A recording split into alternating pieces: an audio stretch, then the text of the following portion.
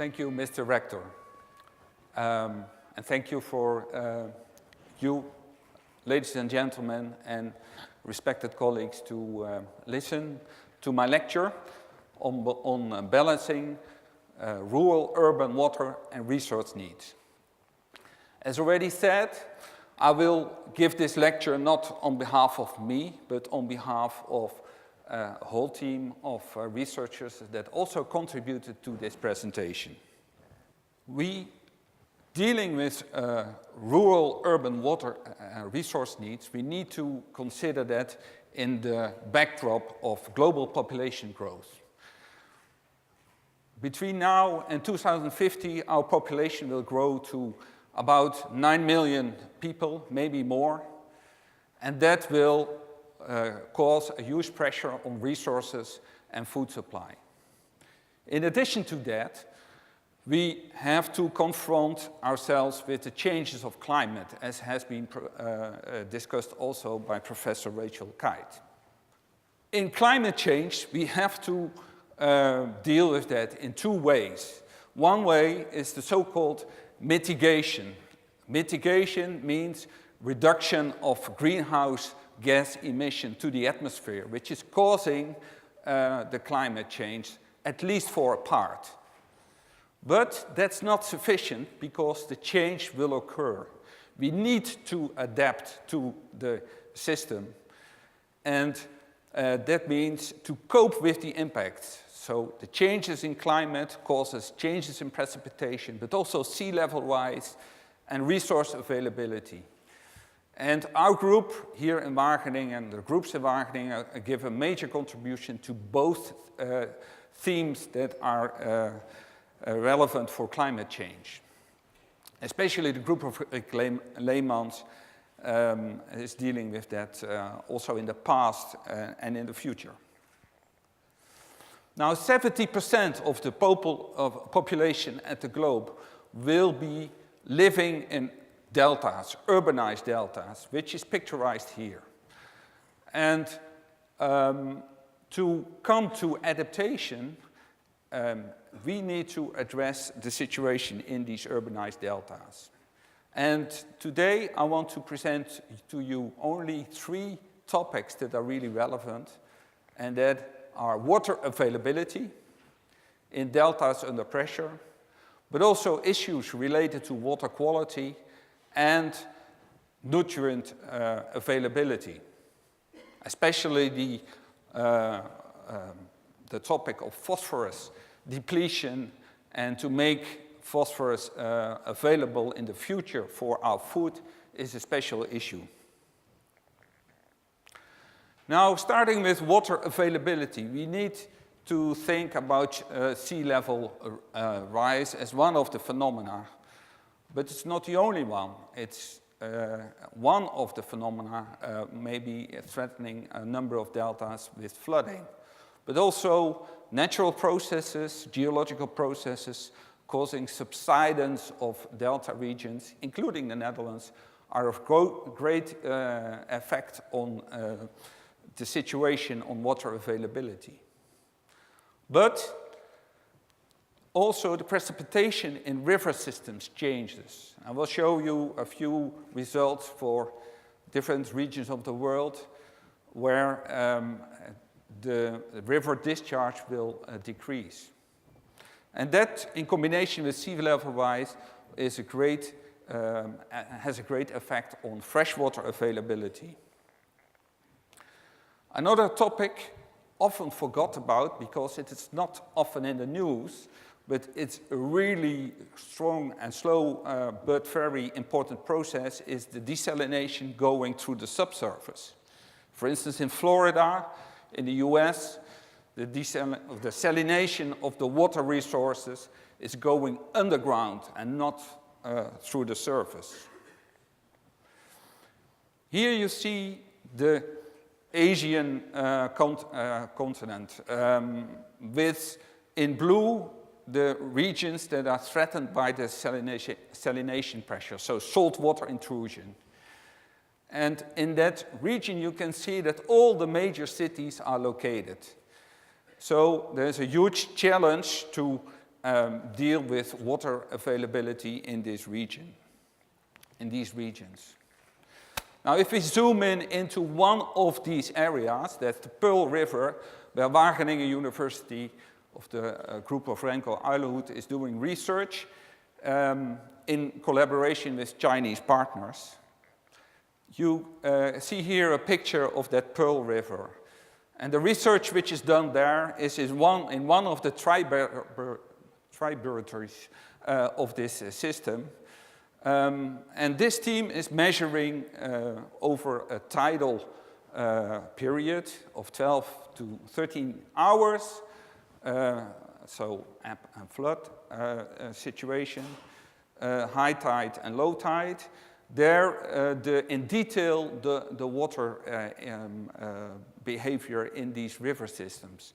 And they use satellites for that, and 10 ships to measure that in such a river system.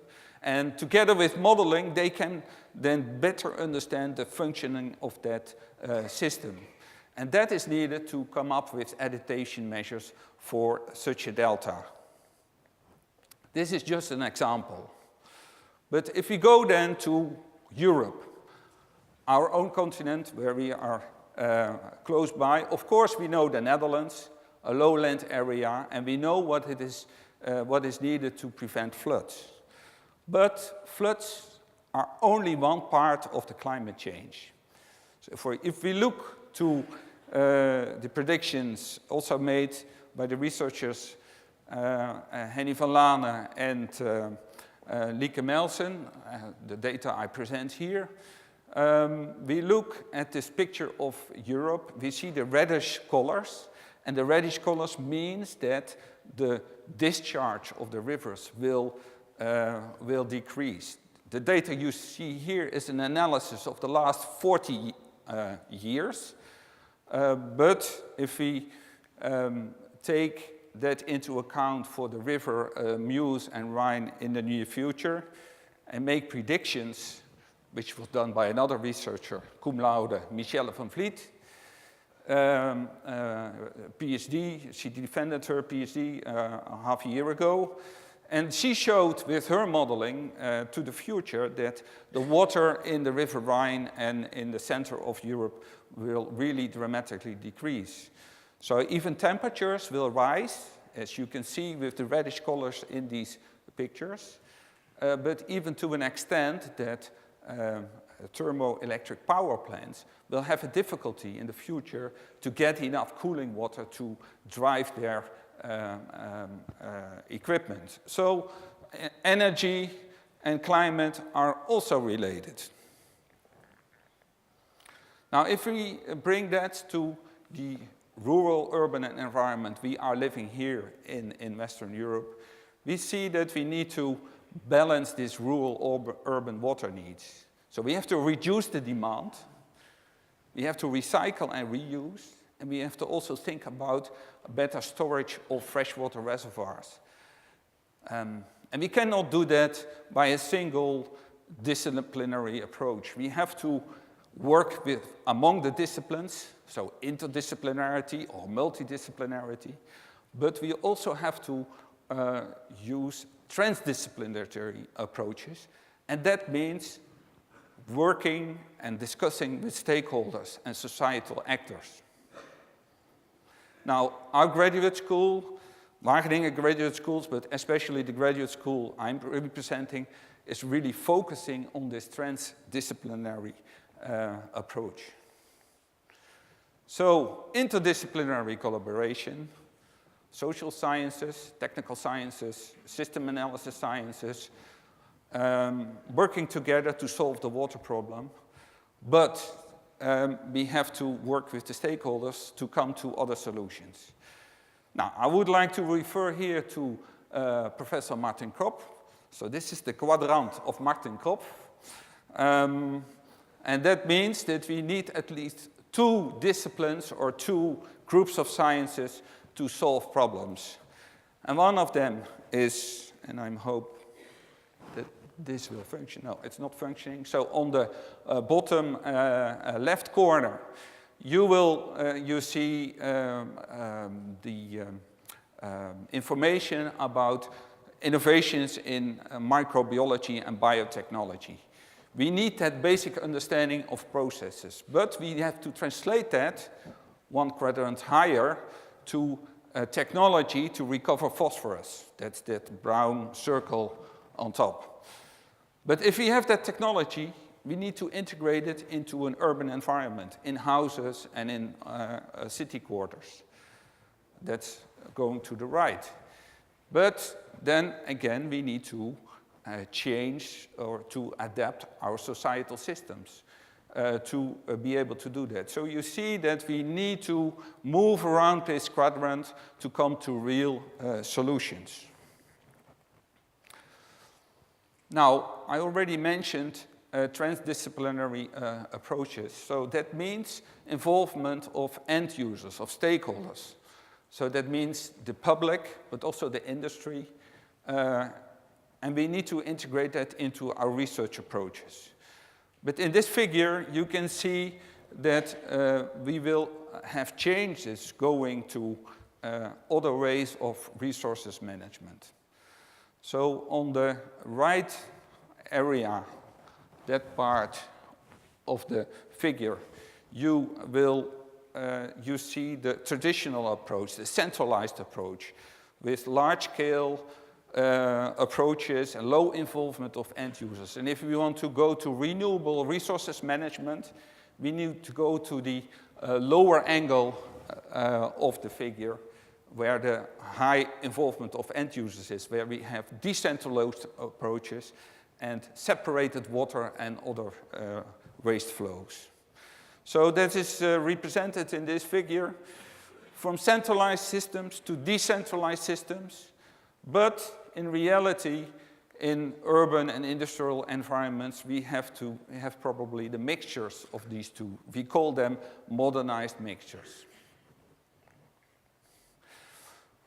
Another effect going to renewable resources management, including water, will be a splintering of organizations in our society. We see that already happening in different areas, also the energy supply, but also if we go to water resources management, we go to decentralized, splintered organizations. Now, I want to address three important topics further about water availability. Because this is a picture I got from Professor Petra Hellegers. You see here three blocks. The blue one, the brown one, and the green one. And I will address them in the following order. The first one is about using salt water as a resource. One of the problems is, we have plenty of it, but one of the problems is it costs a lot of energy and therefore it's very expensive to use that water resource. So the solution is to develop technologies that are cheaper and can use different saline water resources. So here you see a figure which is quite complex, but we need to develop and use technologies that are in the green area. That means low in energy, low in waste, and providing good quality of water. And that's what we develop here in Wageningen in collaboration with the Institute on Sustainable Technology, WETSUS in Leeuwarden. So this technology which is shown here is capacitive deionization. It is a technology that removes the salt out of the salt water instead of the water out of the salt water. And by doing that, you can do that 10 times energy efficient as the traditional technologies. And by doing that, you can also make the costs of the desalination a factor of 10-fold cheaper, and that brings then salt water as a sustainable resource into fresh water supply. Another topic is the urban and industrial water cycle. You see that the costs associated to that are at this moment quite high. So the technology and societal innovation needed is to come up with new technologies and new societal structures to bring these costs down. Now, we, to my own group, modeled the Wageningen as a system, as a first approach, how we can do that. And we developed for that the so-called urban harvest approach. That means changing the linear urban system into a circular one, a circular metabolism. Now here you see a quite complex figure. So in the blue arrow, you see the natural water resources and the drinking water intake. And the brown arrow is the wastewater. In the conventional approach, it's quite high. But if we include all the innovation technology we have now into an urban system, a house, a quarter, we can reduce the drinking water intake to 60%. We can reduce the wastewater in volume to 20%, which gives better opportunity to recover resources. And we increase the water availability in the region for nature and agriculture with 20%. Now that's in the Netherlands, in a relatively water-rich environment. But if we do that, then the same way to a semi-arid region, you can see that the amount of water which is coming from the urban system to the natural and agricultural system is that high relatively that you increase the local water availability with a factor of 2 to 3. And this is quite important because in many water-scarce areas, water means food. Now, how far are we now to really realize that? What you can see here is four examples of where this urban harvest approach or new sanitation approach has been implemented in housing. So we did it in a school in the Ukraine. We did it in a quarter of a city housing block in Sneek. We integrated even in a building here in Wageningen at the NEO, this new approach, and also at the Villa Flora in Venlo. And there we showed that it is really functioning. We can restructure, retrofit our urban environment into a sustainable way. And now we are at a step to scale that up. And that is what we want to do in a new program we have been initiating together with the municipality of Amsterdam and the TU Delft and MIT, and it's called Amsterdam Metropolitan Solutions. And in this urban environment, we want to create modernized mixtures for sustainable resource management. And that's what we're going to do the coming, say, 10 years in that program. Now, combining urban and rural resource needs is another issue. So we have to make a connection between the urban water and the agriculture water supply. And this is one of the things we cannot do within one sector. We have to work across the different sectors. So this is our ambition. These are the deltas of the world where all the problems are coming together. And we need to address the so-called water, food, energy nexus. But we cannot do that alone as a university. We have to work transdisciplinarily. So first we have to organize our knowledge partners, universities in the Netherlands, but also outside in the international frame. But in addition to that, we have to work with companies of the energy and water area, but also from the food. We have to combine these different sectors to come to the feasible solutions we want to arrive at. So that was about water availability. Now I have 2 more subjects to go, but I will use a limited time for that to relax the rector. So that's about water quality. And water quality, if we want to recycle, we have to deal with chemicals and pathogens that are in that. So one of the most important things is that if we are going to use urban water, we all use medicines, pharmaceuticals, compounds are coming into the water cycle. And we learned the last 20, 30 years that we can tackle that problem by using microorganisms. Microorganisms are our greatest friends in the abatement of environmental pollution. So in the left upper corner, you see two chemicals from the industrial area we already know how to deal with the help of bacteria. The Laboratory of Microbiology here in our university had a major contribution to the development of the understanding how bacteria and other microorganisms can be used to solve these chemicals. But on the right angle, on the right corner, upper corner, you see the more complex compounds that are the pharmaceuticals. And that is the new challenge for the future we have to develop new technologies for. So you can see that here in the bottom, you see a range of bottles. So there we have the specialized microorganisms isolated to degrade all kind of chemicals.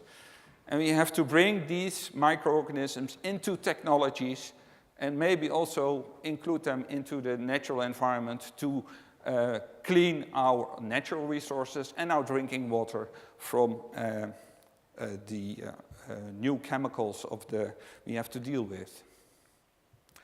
Now, unfortunately, microorganisms are not always good. There are some crux around microorganisms, the so-called waterborne pathogens.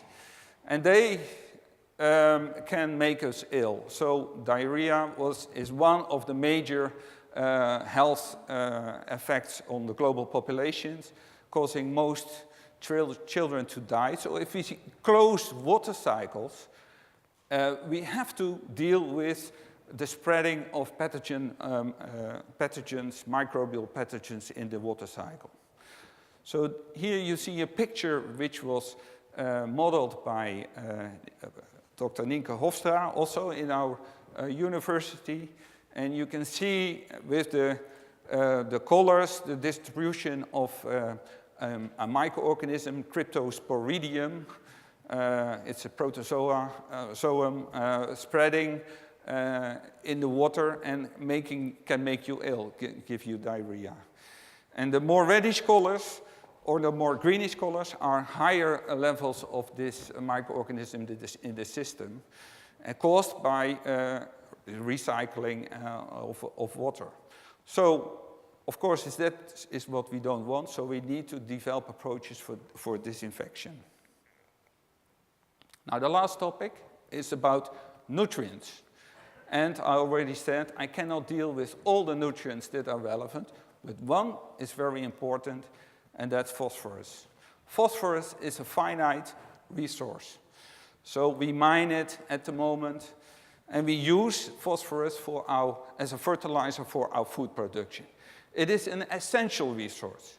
If we don't have that, we don't have food, and we will not survive planet Earth. Now, what we are currently doing is the following. So we mine phosphorus, we make fertilizer, we put it into our food, we consume it, it comes into the waste streams, and it goes to the ocean, and then it's lost. We lost it. And, of course, we have to do something about that. So we have to stop the emissions of phosphorus, and we have to recover phosphorus from the waste streams. Now, there is one very fortunate thing, that is, if we look at all the waste streams here in this table, you see that the amount of phosphorus that can be recovered is in animal manures and is sewage sludge for almost 60 to 80%. So if we are able to recover phosphorus from these resources and transfer it again into a fertilizer, we can supply our food for the future. So, recycle, reuse, P from waste is one of the two of the 5 R's of sustainable P management. Phosphorus, P means phosphorus. And of course, to do that, you need technology. So I'm very lucky to be a technologist. And I'm also very lucky to be the colleagues of Kees Buisman and Grietje Zeeman that developed, together with Tanja Tervanhouten, the PhD, a new technology to get calcium phosphate together with anaerobic digesting technology out of waste streams. Tanja developed now the process for domestic wastewater, concentrated domestic wastewater, but the technology is that promising that we can transfer it also to manure streams. So, to conclude, we need to close water and resource cycles. We have to keep these clean and healthy from chemicals and pathogens. But we cannot do it alone. We have to work transdisciplinarily. And would like to thank you for your attention on behalf of the graduate schools. Thank you.